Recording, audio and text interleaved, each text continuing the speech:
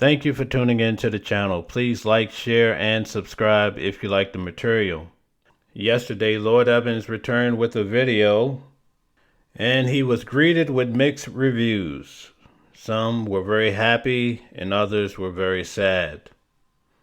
Some even mad. How did you feel? Well, let's have a look at the video.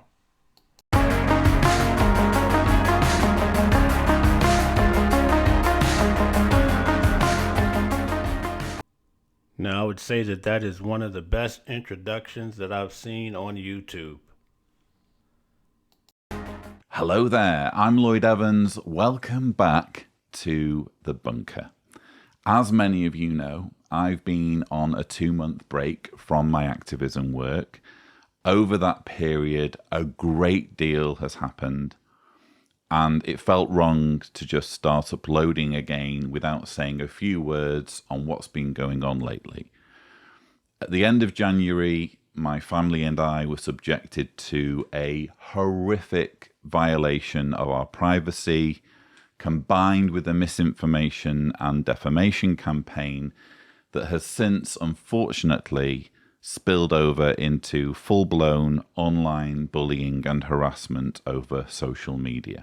So first, I'd like to say that Silvio, your assistant, went on to Reddit, and she made a post that was quickly deleted by the administrators. Silvio was an ex-Jehovah Witness that was an assistant to Lloyd Evans. She was also a retired attorney.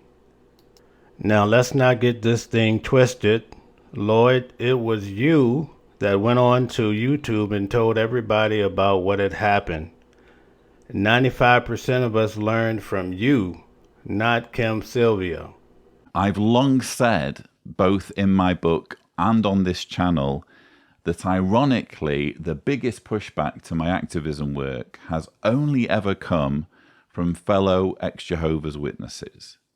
We ex-JWs carry enormous emotional baggage from our cult experience, and sometimes this causes our community to cannibalize itself. We were raised in a group that taught us that if someone holds different views to us on certain key issues, it's not merely a case of agreeing to disagree.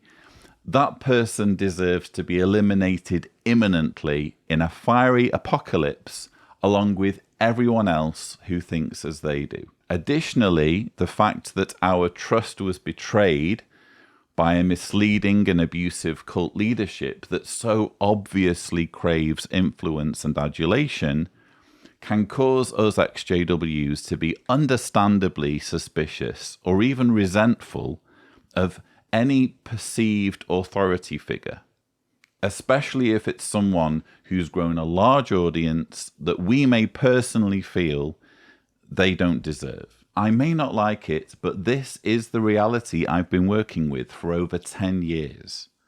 Frustrating though it is, I consider the intense infighting and polarization in the ex-JW community to be an inevitable byproduct of the unhealthy and toxic thinking that was coded into many of us from birth. We can't just agree to disagree. We can't just leave someone we don't like to do their thing. Some of us feel we need to go one step further and destroy whoever it is that we don't like through character assassination and trying to snuff out their reputation. Now, Lord, I can appreciate what you're saying. However, when Tony Morris, a member of the governing body, was in the liquor store buying all that alcohol, you tore him to pieces, and we expected that because that's what you do. And in fact, if someone told you that Tony Morris was in Thailand, or let's not even go there, you would have a field day. I think we all would. It's simply the nature of the beast when you become popular in any setting, whether it's a rock star, rapper, wrestler, you name it. Now, let me remind you. But it's very difficult to have that sort of conversation with a governing body member, whether you're an apostate like me or not, especially now they're in Warwick. it's even harder to have a chance encounter with someone who claims to be part of God's channel with 8.5 million Jehovah's Witnesses. It's almost impossible. So you can imagine my surprise when yesterday I had an email from someone saying, "You will never guess who I ran into at my local liquor store," and I managed to document it. So I needed to find out more. An email exchange ensued. I managed to get the video footage on condition that I disguise the man's voice. So without further ado, here it is.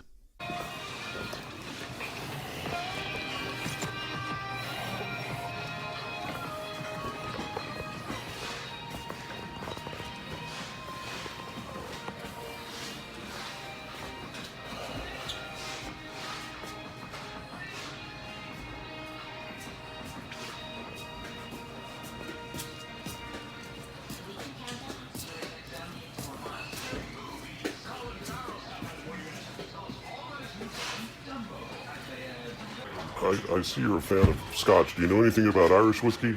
Yeah, not a lot. My wife likes it. Yeah. Jameson's always Yeah. popular. I usually get Bushnells, but I don't know anything about these newer ones. Yeah, the Jameson's been good long time. Yeah. This one I don't know, but hey, it's nice to just test them out, taste them. Yeah. Yeah, but I've been to Scotland All right. a number of times, so I just Well, thank you. Scottish and Irish. So a lot of the Irish ones will say, Yeah. you got to try our stuff, Yeah. I know I've had the green spot. That's very nice. Oh yeah. Well, I'll just go with Hard. another bottle of JMO. You can't go wrong with it. My wife really likes that. Hey, have a good one. Yep. You too.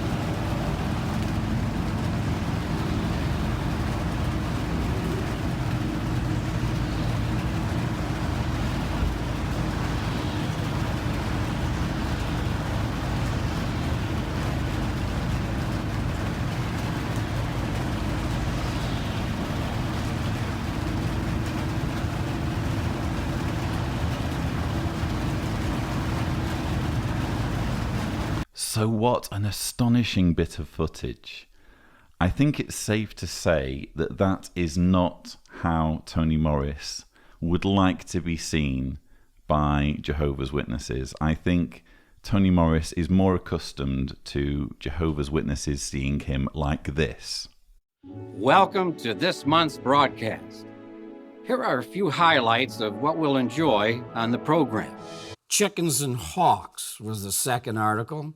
It warned about homosexual men who prey on and advocate the right to use boys for sex. And credibility. Again, I'm no stranger to all of this.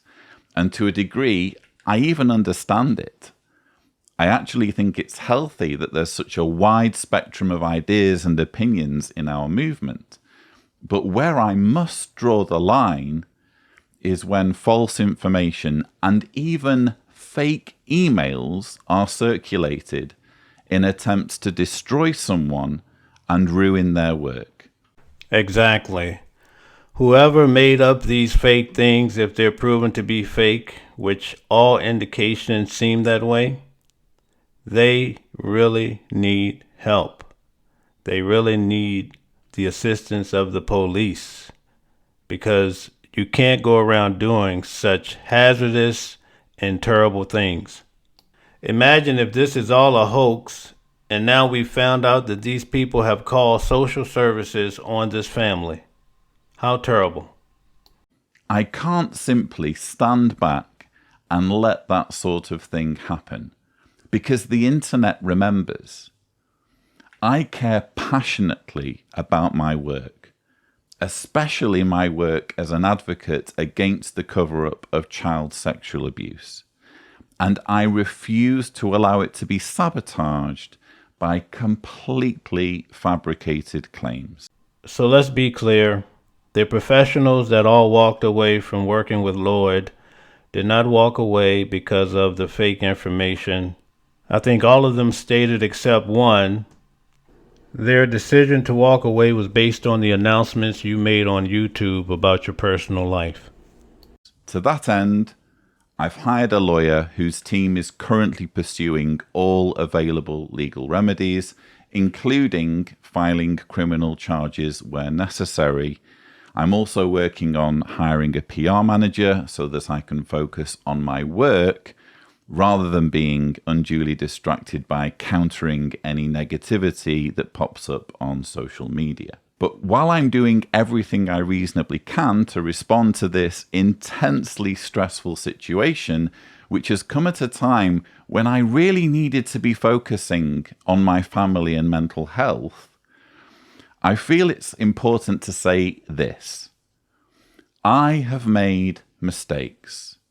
I have been unfaithful to my wife, and for that I am profoundly sorry. Deanna is a wonderful woman, and no matter what issues may have influenced my actions and decision-making, she never deserved to have her trust betrayed. I will say sorry now, and no matter how things turn out between us, I will continue to say sorry to Deanna for the rest of my life. I have to take my hat off to Lloyd here because he's doing something that many men never do. Many men try to hide when they cheat, but Lloyd came forward and he told the truth. And that's why I tend to want to believe him when he's talking about these other matters. I'll never forget this brother we had at Bethel. He was calling the 1-800 sex line during Watchtower studies on Monday nights at 7 p.m. And so I guess he didn't realize that the brothers get to see everybody you call, and they monitor pretty much every move you make. So they had his whole phone log, and they said, hey, what were you doing Monday night? Did you make any calls? Oh, no, I didn't do anything. My stomach was hurting. So they basically caught him in a lie. He never fessed up to doing it, and they had the hardcore facts. And again, Lloyd came forward with the truth. By the way, that brother was disfellowshipped, went home, and he could no longer speak to his family. I want to be clear, though, the problems I'm dealing with right now are a personal matter between myself and Deanna. By not discussing any of this openly until my confidentiality was violated, I haven't lied to or deceived my viewers, patrons, or colleagues. I've merely kept private things that should be private. I obviously understand why all this may come as a huge disappointment to many of you watching. Believe me, I'm disappointed in myself. But I've never presented myself as being perfect, and I don't think my personal failings disqualify me in any way from criticizing and holding accountable an organization that breaks apart families through shunning, covers up child sexual abuse on an industrial scale, and even persuades thousands of its own followers to die rather than accept blood. That said, I do feel incredibly humbled by my recent experiences, and to the extent possible, I want to introduce more balance, compassion, and kindness to my commentary moving forward. There's so much more I could say, but I've said everything I think needs to be said. The only thing you need to say is, I'm sorry. I don't intend to make any more videos or live streams on this subject. Rather, if my team advises me to make some statement, I'll try to do so using other means. It's important to me that this YouTube channel remains first and foremost a healing, welcoming environment for those exiting the Jehovah's Witness religion, and as free of XJW drama and controversy as possible. Finally, I want to thank all of you who've left messages of support and solidarity over the past few weeks. I'm especially grateful to the hundreds of patrons who've stuck with me through this incredibly dark and painful period, making it possible for my team and I to keep this channel primed and ready to produce more content. And to those fellow ex-witnesses who've been persuaded by what's been said about me. All right, so let's cut out all the bull. I can tell you right now that we looked at the screenshots with a critical eye and also Marco's statement. But your words in the YouTube video had the most persuasion of anyone walking away. As a child abuse advocate, we are concerned what these abusers are doing with their private parts to these minor kids. So you can't go online and say, hey, I'm an advocate, I'm an activist, but it's none of your business what I do with, you get the drift? Over the last few weeks, including former colleagues I've been forced to block on social media, I want to say this: I am not your enemy. I'm convinced that my name will be cleared and your concerns properly addressed. And when that happens, if you're open to reconciliation, you'll find that I don't hold grudges. We ex-Jehovah's Witnesses are a community of people who are hurting. And we're more susceptible than most to fear and suspicion, especially when we hear loaded language and shocking allegations levelled at someone we trust. Though I need to keep my Twitter feed clear of negativity for my own mental health, I refuse to cancel or shun those who were coerced into cancelling or shunning me. So when all this is over and the dust has finally settled, I promise you my hand of friendship, if you want it. In the meantime, you can all look forward to more content in the weeks ahead. It might not be at the same frequency or intensity as it was before, but there's an abusive cult out there that's destroying lives, and I'm more determined than ever to keep exposing it no matter what. That's all for now, and as always, thank you for watching.